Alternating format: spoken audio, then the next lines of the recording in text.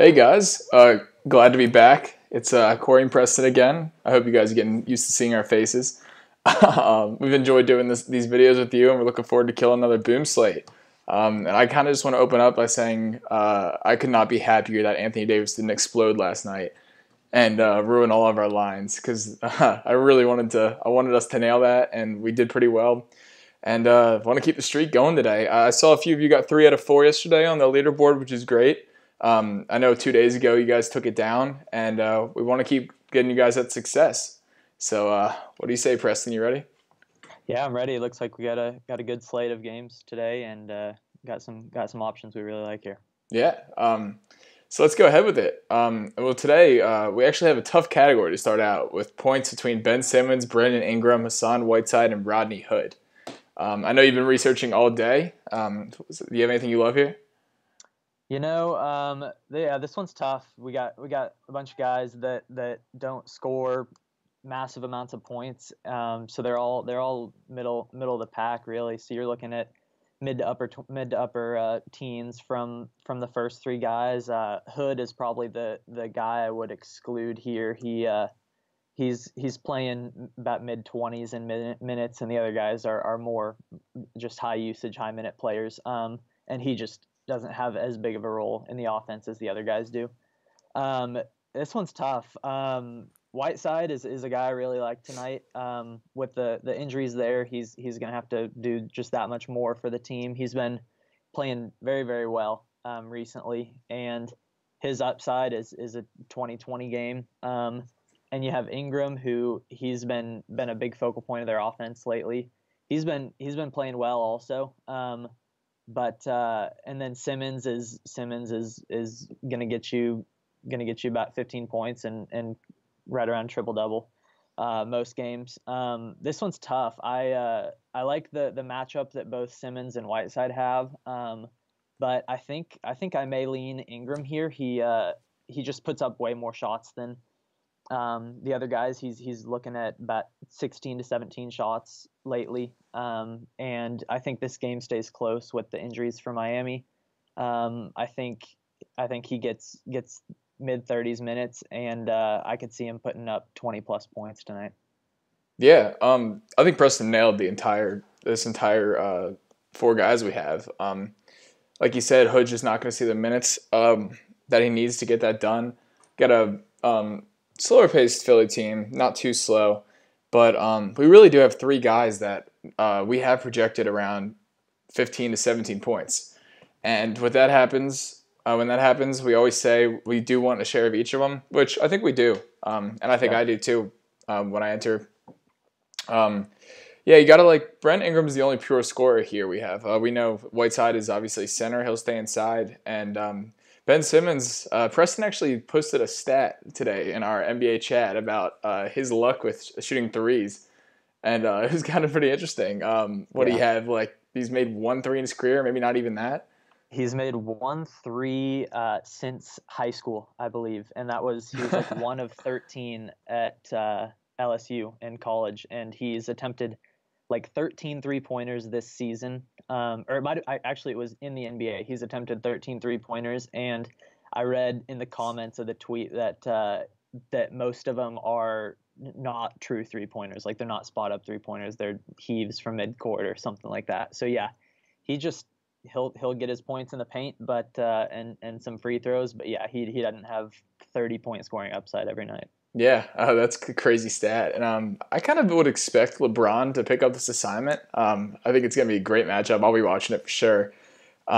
Which really makes it interesting. I do.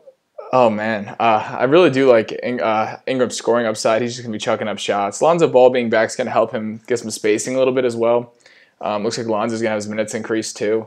But I absolutely recommend getting at least a share of all 3 of these guys. And I agree. I would say I'm going to go a little bit heavier on Ingram, but Simmons will be extra motivated. He's going to want to put on a show for LeBron, so that's something to keep mindful.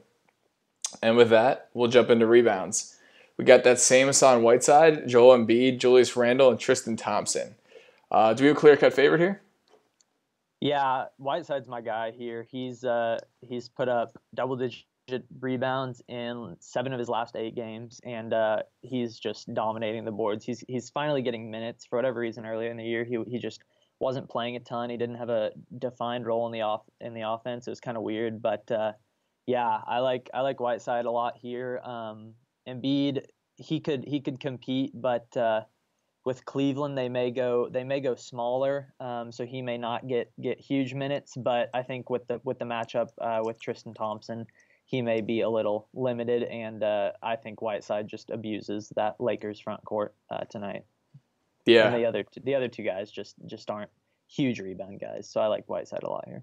Once again, I want to say Preston nailed it. Centers have been killing the Lakers down low. They really don't have a true big man. You're looking at Brook Lopez, who doesn't see too many minutes, and he likes to spread the court too. And Randall's been seeing mid-30s, which Randall being in there would keep Whiteside down there with him. You always have to like Joel Embiid, but rarely do we have Whiteside projected for around 15 rebounds tonight. And that big rebound mark is big to us. Miami's missing some guys that probably will go into Whiteside more often than they did, as they're missing some primary scorers. And Tristan Thompson just won't get there for us. So I really do think we're between Whiteside and Embiid, and I'm going all in on Whiteside. Yep, me too. Awesome. So we got our lock there. Assists is also a pretty cool category. We don't have any clear-cut guys who just won't do anything. I expect Dragic to get a lot less assists than any of these guys, but we got high assist people in LeBron, Simmons, and Ball. Today's one of those interesting days for us where we expect LeBron to ball out. And I know our models are projecting him for about 13 assists, which is wild. I'm not saying he'll get 13, but I'm saying that rarely does that happen, and it makes me just want to love LeBron. Lonzo Ball, he always has that upside, but we also don't think he'll see more than 30 minutes. And then Simmons, obviously, a triple-double machine. But, man, when I see LeBron 13 assists, I just want to say I'm picking LeBron, move on, and I'm happy with it. How about you? Yeah, no, I'm the same way. I think LeBron has 15 assist upside in this game. It should be close with Philly. Both teams are pretty good this year. And, yeah, with Simmons, his assists have been down a little bit the last few games. Not crazy low, but still at 7-8 assists a game. And then Ball, yeah, he's coming back from an injury. His minutes aren't all the way there. And his assists have also been down lately. And then Dragic, he's not a pass first guard. So I like James a lot in this matchup. I definitely could see him getting double-digit assists tonight. Yeah, and I like this. I think I can multi-entering is going to be great for the first category, and the next two I can feel comfortable with James and Simmons. And then lastly, we'll move on to points for this early slate. And yesterday was pretty cool. I pegged Kemba exactly 23, and that's what he got. I couldn't be happier. That tells me I was that close to taking down this jackpot, and I really want that jackpot. Hopefully a lot of you get nailed Kemba. And today for LeBron, the number 27 really stands out to me. I don't know what it is, but I'm definitely 27 is a floor, and I'm thinking 30, 31, 32 for that upside. Because like we said, we have that assisting upside so high. So maybe he scores a little less. I still think 27-ish is a great number for him. Are you thinking any different? Yeah, no, I'm looking at the upper 20s for points. He's been putting up big numbers, but I could see him getting the assists, getting the rebounds, having more of an all-around game. And yeah, I definitely am with you there at the upper 20s range. I have him for about 26 to 30. So 26, 30, 27 to 31. That range is really good to me. Yeah. This also has one of those feelings as, to me, the Milwaukee Pelicans game where I could see an overtime. I got lucky calling that one last time, but I could see it. And for that reason, I mean, LeBron putting up, say, 30 points, 15 assists, and, I don't know, say 12 rebounds, it's possible. Yep. I kind of like being able to pick LeBron and being able to watch him and not root against him tonight like I usually do. So, yeah, I'm thinking a big game from LeBron. That upper 20s makes sense to me. And so we'll just jump into the late slate. And we have points between CJ McCollum, Andrew Wiggins, Zach Randolph, and DeMar Carroll. And I'm pretty sure we have a clear-cut favorite here, don't we, Preston? Yeah, I like CJ McCollum a lot here. You got four guys here, and Randolph and Carroll are just they're just not as big scorers as McCollum and Wiggins. I think we can pretty safely rule both of them out. I don't see either one of them scoring more than both Wiggins and McCollum tonight. McCollum, he's been playing well lately. They get a great matchup with Minnesota tonight. I've researched a lot against Minnesota for teams against Minnesota here in the past few weeks, and Minnesota's just horrible versus guards. We love attacking them with guards in DFS a lot, and McCollum has put up 21 or more points in four of his last five. And he's volumes there. Him and Lillard get so much usage on that Trailblazers team. I really like the matchup and just the play all around for him tonight. Yeah, I don't think I could have said it better. Actually, yeah, Preston convinced me earlier, and I have nothing else to say. I'm locking in CJ McCollum and turning the page, and taking that free category. So then we'll just go into rebounds, and actually, I'm gonna leave this one with Preston too because he had a clear-cut favorite, and I had nothing against it. So I'll let him take this one too. Yeah, so here this is almost exactly the same as the last category. We have Randolph and Carroll are right back there for rebounds, and they just don't play a ton of minutes, and their rebound upside just isn't huge. And then with Nurkic, lately he hasn't been playing a ton of minutes. He doesn't often see over 30, and that leaves us with Karl Anthony Towns. He's just a monster without Butler. It leaves him even more minutes. He's been playing like 38 minutes a game over the past few games without Butler. He's played 38, 39 in his last two games, and he's just destroying everybody on the glass. He's had 12 or more rebounds in his last five games. He's just a really good play tonight. I really like him for this boom slate for rebounds. I like him for DFS. I like him everywhere, really. He's a great play tonight. So I'm locking him in with confidence for tonight. Yeah, and as soon as Preston hit me with the stats earlier, I locked him in as well. The only tad bit of info I have to add on, which Preston already talked about, was Thibodeau doesn't rest his players. Doesn't like to. I don't know. I guess Jimmy Butler's injury doesn't even bother him. But I mean, the Timberwolves were playing the Kings the other night, and they're just sitting there crushing them by 20, and there's 2 minutes left, and Thibodeau still had his starters back in there, and I'm like, come on, guy, man, where's the mercy? But with that comes like, okay, we have Towns here who isn't gonna rest, so just more time for him to rebound, and it's just kind of like, all right, we'll take him. And with that, we'll jump into assists with Jeff Teague, Spencer Dinwiddie, De'Aaron Fox, and C.J. McCollum. Immediately, we'll roll out C.J. McCollum. You'll see he's averaging 3.2 assists on the season. Nothing, Jamie Lillard's playing. Nothing's going to happen to give McCollum any more assists than he usually gets. De'Aaron Fox is an interesting one. He's been getting more minutes ever since George Hill left. But at the same time, he doesn't really – I mean, has he gotten more than 5 or 6 assists recently? I think we saw he really hasn't. Twice. He's had – yeah, he's had a few games of 7 or 8 assists, but he hasn't had a double-digit assist game in forever. So yeah, I think the upside is capped there. And then I know you had great stats on Dinwiddie too. Yeah, he's been passing the ball well. He's been on a few of the last slates for Boom for assists, and I don't think we've really focused on him a whole lot. But his last 3 games, he's had 9, 9, and 11 assists, and he's been looking like a really good facilitator for that Brooklyn team. With D'Angelo Russell back, he hasn't been horribly affected. He's playing 30 minutes a game, more than 30 minutes a game, and I like Sacramento's not a great defensive team at all. I think this game should have a decent amount of scoring, and I could see Dinwiddie getting 8 or 9, possibly 10 or 11 assists tonight, and I just don't see the upside for around 10 assists for the other 3 guys here. Yeah, and as good as Fox is on offense, the defense hasn't been there. He's actually one of the worst defending point guards in the league. And we always talk about Dinwiddie in here, but we don't give him the respect he's probably deserved these past 3 games. And today, man, I'm giving it to you, Dinwiddie. You're going to be my guy. I'm taking you. I'm moving on. I hope you don't let me down today. But something tells me that D'Angelo Russell comes back and Dinwiddie's like, all right, I got to keep my job here. Because he was barely playing before he went down. And I really just like him.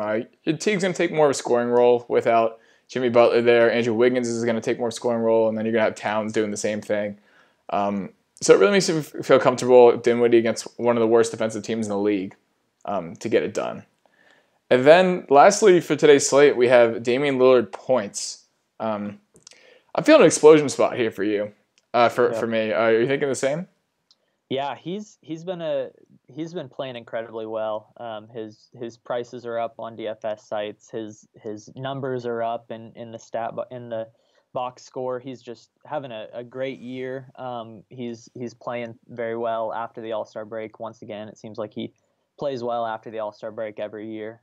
He's put up 40 plus he's put up 39 or more in 4 of his last 6 games. He's just getting a ton of shot attempts. He's shooting 25 times a game. And he's been playing very well. He's one of my favorite players in the league, so I love watching him. I think versus a Minnesota team who, like we said earlier with McCollum, they're horrible defensively versus guards, and without Jimmy Butler, it just gets even worse. So I really like the spot for Lillard tonight. I could see him easily scoring 30 points here. I'm looking right around that 30-point mark for him tonight. Do you have a specific range for those multi-enter? I'm looking at like 27 to 31, 28 to 32. It's tough for him. He's getting similar to Anthony Davis, where he's just putting up insane amount of points. So it's tough to select a range of 5 points for him. But I think the best range of outcomes would be around that 30-point range. Yeah. And one big thing I want to hit on here is rarely is it where Preston and I have the same ideas, but we're on the same page for all 3 categories. We were no contrarian pick, no this guy has a chance. It was 1, 2, 3 is going to get it. So that's where we really think that multi-entering is the spot to go. And if you don't want to multi-enter the first and you want to multi-enter this late night slate, it makes a lot of sense because Damian Lillard will score upper 20s unless he has a terrible night.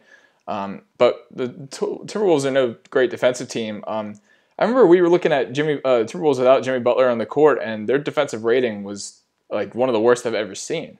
Yeah.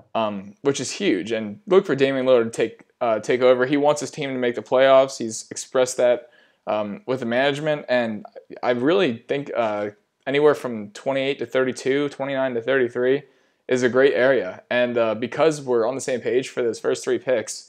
Definitely make sure to multi-enter tonight in this category.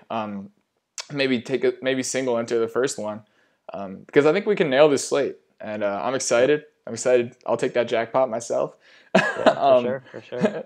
So but did you want to say anything about what you've been cooking up for DFI today? Yeah, me and a few of the other guys at DFI have been researching all day. Got a 4-game slate tonight, and we like it quite a bit.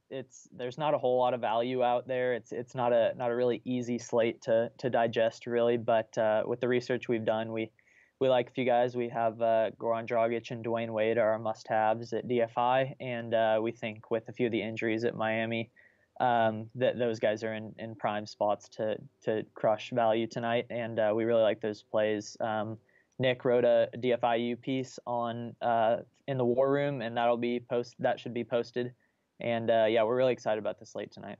Yeah, and for any of those of you who are Miami Heat fans, this might be one you want to play. Have a little extra fun. Get a bunch of those guys for sure. But it's been great as always, guys. I love being here with you. We'll be back tomorrow, and we wish you the best with the slate. Good luck, everyone. Bye.